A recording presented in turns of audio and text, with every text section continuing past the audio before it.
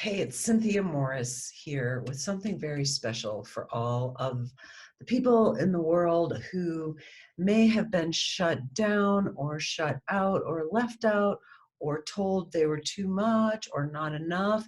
This is a message for you.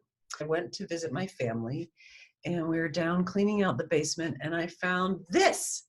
And do you ever see something from your childhood and it just like strikes a visceral response in you where you're like, oh my God, it's my grades. This is years of my grades, mostly from my 8 years in Catholic school at the hands of the nuns. And this is school records, a permanent binder for maintaining your child's valuable records and fond memories. When I looked through my records, I didn't find things that I was very happy about. And I have to say that I've been working through some past stuff lately, working on shame, looking at shame. And you think like maybe your family shamed you, or like we always blame our mom, right? Well, something mom did or something our family did. But when I was surfacing stories or memories of times when I was shamed in order to heal them and clear them, most of them were from school, and not just from my classmates, but from teachers. This is kindergarten. Kindergarten. Cindy is a good reader. I'm sure she'll enjoy first grade work. Cindy is very fun-loving and often must be reminded of school rules. Loves to talk, needs to work on listening.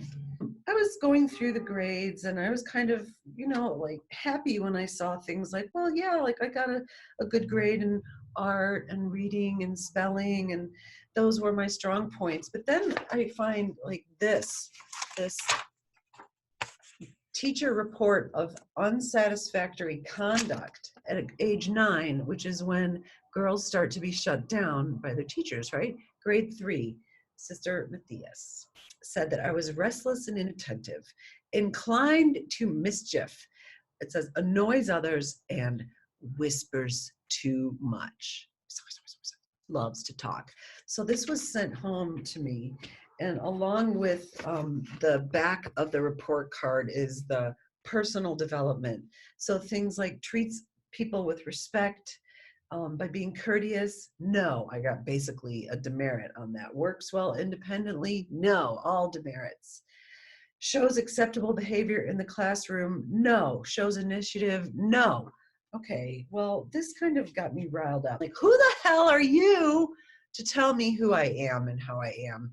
And of course, being in a classroom environment, who likes to sit in tidy rows and keep quiet and listen to the person in charge? I mean, very few of us do. You're probably not sitting still listening to me. You're probably talking on the phone or texting or wandering around. You're not sitting attentively and quietly and meekly. I decided that I am not going to put any credence in what people back in 1976 had to say about me. Where am I going to put this? Where am I going to host this catalog of bullshit? Where does this belong? This doesn't belong in my life. And so other people's opinions of me and who I was and what grades I got do no longer belong anywhere in my life. So I'm going to put this where it belongs. Come with me, friends. I'm near a hose in case anything happens, but we're gonna burn this shit down. We're gonna burn the stories that I made up by reading this stuff, or any kind of shaming that was given to me as a result of these grades, these comments on my conduct. We're going to release this into the wild and let go of any need to believe what anybody says about me, even if it's good.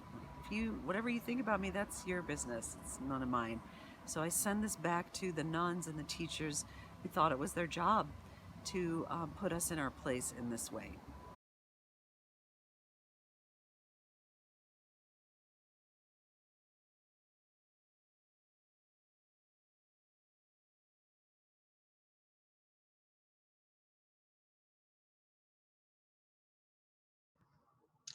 I have to say that felt great. I do feel better. I feel lighter. I feel released of that. And I want to say I'm grateful for the time I spent at Catholic school. It gave me a solid grounding in grammar and spelling and reading. And I'm grateful to my parents for sending me there.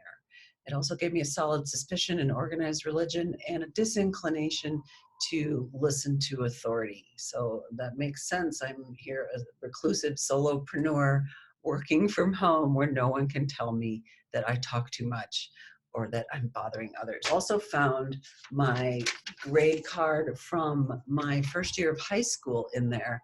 And you may, if you've been watching what I've been doing or talking about, you may have heard about the F that I got in high school art and how it shaped me and made me think I couldn't be an artist and who could give somebody an F and how horrible that is.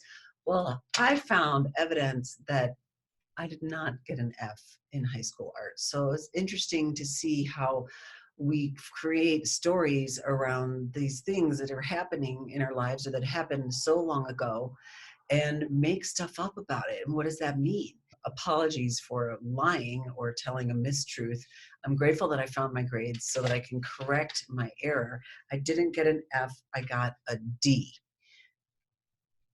So what does a D do to somebody? It goes into an F in their mind. It makes you feel like you're a failure. So D, F, for all intents and purposes, as my high school science teacher loved to say, it's kind of the same thing. Point of this, everybody, please let go of any stories that anybody told you. If you're to this, you're to that, you're not good enough. That's none of their business. You get to decide who you are and how you are and what you're doing in this world and what you're creating. Thanks for your attention.